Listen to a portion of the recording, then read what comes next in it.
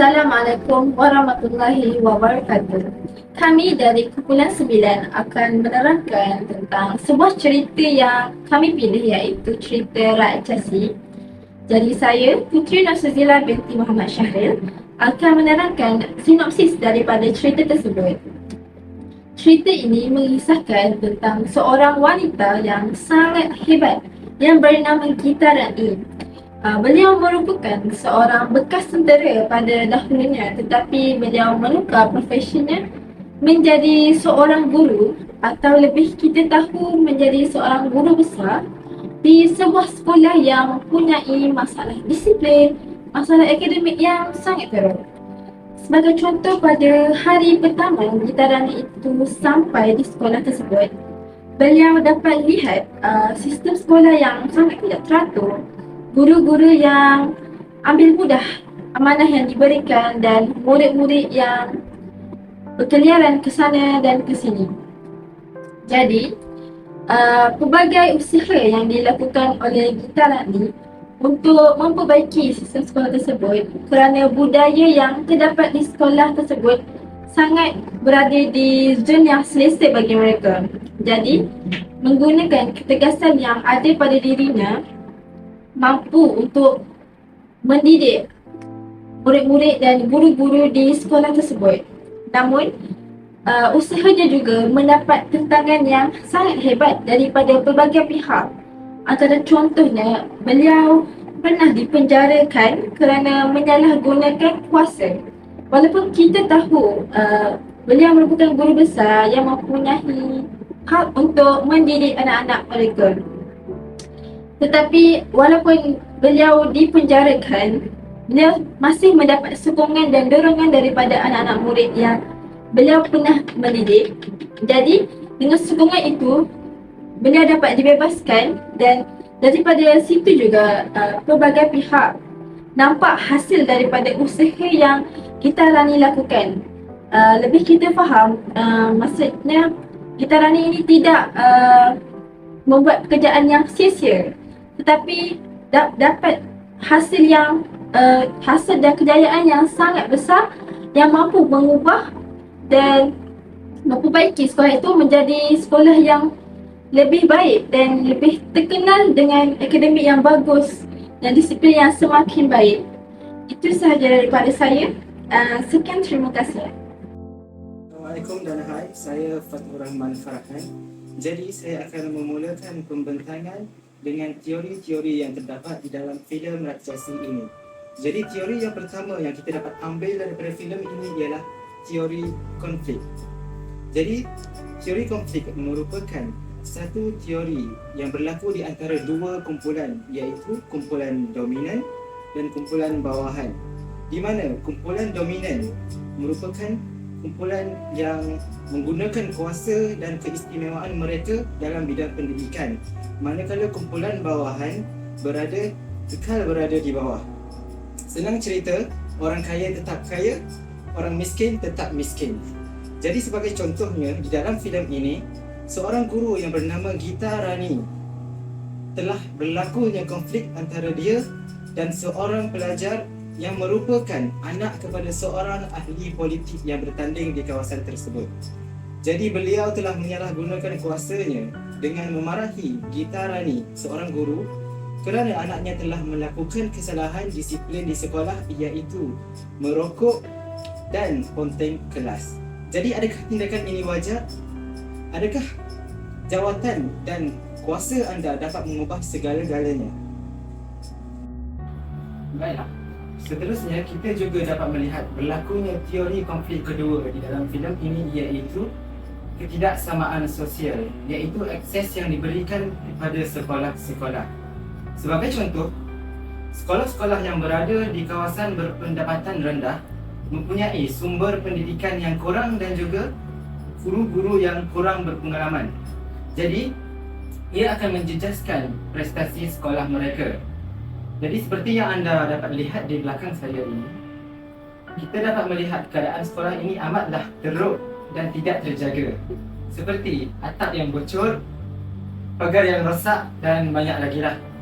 Jadi ini akan menyebabkan prestasi sekolah jatuh Dan kesan dia, murid-murid tidak dapat mengubah nasib keluarga mereka dan pada akhirnya kitaran kemiskinan akan berterusan. Teori functionalism. Teori functionalism dari aspek sosiologi merujuk kepada masyarakat sebagai satu sistem yang kompleks yang terdiri daripada mereka yang saling bergantung antara satu sama lain. Maksudnya dalam konteks pendidikan ni, jika masyarakat nak lakukan apa-apa perubahan terhadap sekolah, semua pihak perlu terlibat dalam menjayakannya. Okey, berdasarkan filem raksasa ini, scene yang menunjukkan teori functionalism ialah bila mana Madam Jita Rani memanggil ibu bapa para pelajar ke sekolah untuk berbincang mengenai situasi pendidikan di sekolah itu yang tidak mempunyai perubahan sejak berabad lalu. Beliau mengajak para ibu bapa untuk mencari punca kepada permasalahan tersebut, dan ada yang di antara mereka yang menyuarakan bahawa perubahan itu tidak berlaku kerana sikap pihak kerajaan yang tidak ambil peduli dan mereka menyalahkan pihak tersebut yang tidak bertanggungjawab dalam menjalankan tugas. Justru daripada menunding jari kepada pihak lain, Madam Jita Rani menjoal mereka tentang apa yang mereka telah lakukan terhadap perubahan sekolah itu. Dan ini telah membuatkan mereka terdiam. Akhirnya, Madam Jita Rani berjaya menyeru mereka untuk sama-sama melakukan perubahan terhadap sekolah tersebut dengan menyumbang wang tunai bagi pembangunan infrastruktur sekolah itu. Selepas kejadian tersebut, terdapat beberapa perubahan infrastruktur di sekolah yang telah berjaya dilakukan. Contohnya, pagar dan bangunan sekolah dibina semula dan dicat baru.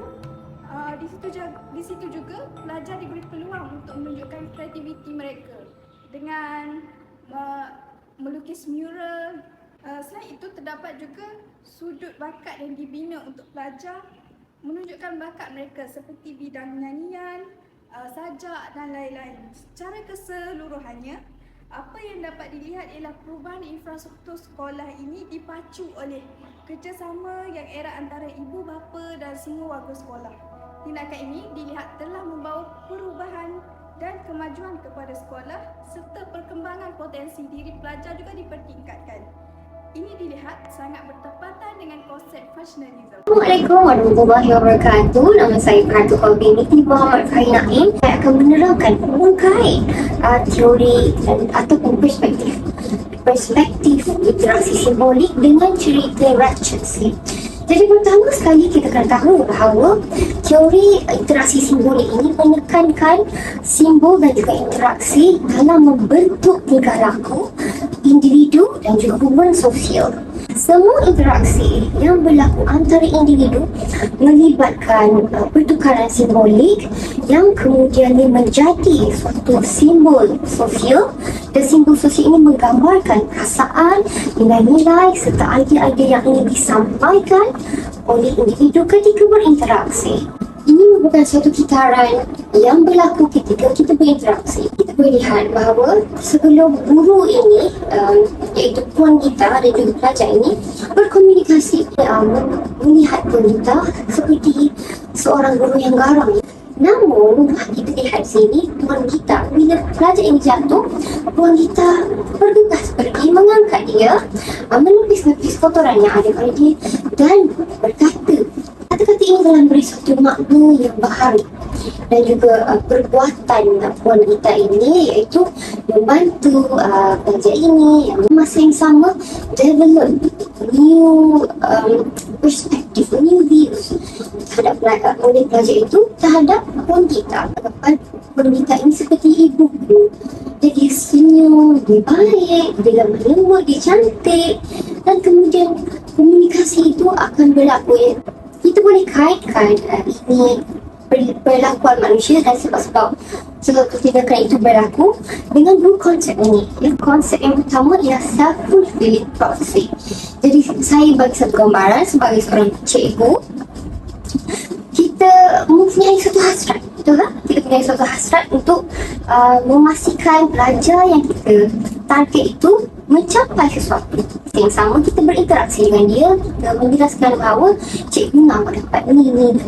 Menaikkan dengan konsep self-reflective. Kita tahu bahawa ketika kita berinteraksi, kita menjadi objek kepada diri kita sendiri. Cara aku bercakap ya, kita merefleksi kembali dan kita berfikir secara kritis. Perspektif interaksi simbolik ia juga menjelaskan bahawa individu ini bukanlah hanya sebagai entiti psikologi yang mempunyai mind and self, tetapi keunikan personality seorang individu itu dibentuk oleh pengalaman dan aktiviti sosial yang mereka sertai. Jadi kita boleh lihat ya, sebagai contoh, perwatakan seseorang itu berbeza berlandaskan apa yang mereka sertai, aktiviti yang mereka sertai, kerjaya yang mereka ceburi. Aktiviti ini harus ada untuk sesuatu interaksi itu berjalan dan berlaku dengan efektif. Yang pertama ialah language, bahasa kita. Doesn't matter. Language can be even our body, even our wording, even our actions. Seterusnya our me, maksud yang diletakkan dalam perkataan-perkataan kita itu, dan perspektif, thought, bagaimana kita melihat sesuatu maksud dan juga perkataan itu sendiri. Okey, terima kasih. Assalamualaikum warahmatullahi wabarakatuh. Saya Hani Zaini ingin membincangkan teori feminisme. Apakah itu teori feminisme? Teori feminisme ini merupakan teori yang memahami cabaran ketidakadilan di antara kaum lelaki dan kaum perempuan. Saya mengambil contoh, pada zaman Rasulullah SAW, bayi perempuan akan dibunuh hidup-hidup selepas kelahirannya. Mengapa perkara ini berlaku? Kerana mereka menganggap bahawa bayi perempuan merupakan bala ataupun memalukan kaum mereka. Itulah sebab mereka membunuh bayi perempuan hidup-hidup. Apabila wujudnya teori feminisme ini membantu kaum perempuan mendapatkan hak-hak yang sama dan setaraf dengan kaum lelaki. Teori ini menegakkan keadilan untuk kaum perempuan.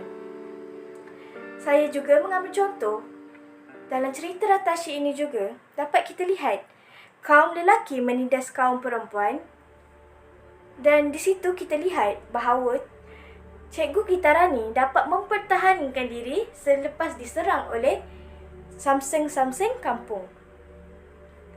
Ini menunjukkan teori feminisme sangat kuat di dalam cerita ini. Mengapa? Kerana Cikgu Gitarani dapat mempertahankan diri dan menegakkan keadilan untuk pelajar-pelajarnya, dan juga teori feminisme ini juga menunjukkan bahawa seorang jantina perempuan juga mampu membuat perkara yang setaraf dengan lelaki mampu buat. Selain itu juga, dapat kita lihat di dalam cerita Ratashi ini juga menunjukkan bahawa Cikgu Gitarani merupakan seorang tentera. Beliau juga mendapatkan hak yang sama dan pendidikan yang sama dan setaraf dengan seorang lelaki.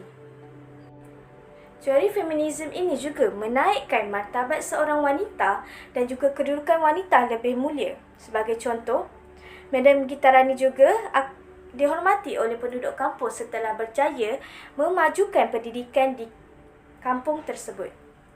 Cikgu Gitarani juga mendapat sokongan sepenuhnya dari penduduk tempatan untuk dibebaskan dari penjara. Itulah sebab teori feminisme ini sangat penting untuk membantu kaum wanita memajukan diri. Kembali sekali lagi kepada saya. Jadi pada akhirannya saya akan membuat kesimpulan daripada cerita Rakchasi ini. Untuk pertama, kita perlulah ada sifat usaha yang kuat untuk membantu pelajar-pelajar di sekolah, dan kita juga perlu ada usaha untuk menaik taraf dan memperbaiki persekitaran di sekolah tersebut, kerana persekitaran ini membantu untuk menarik minat murid-murid belajar dan datang ke sekolah.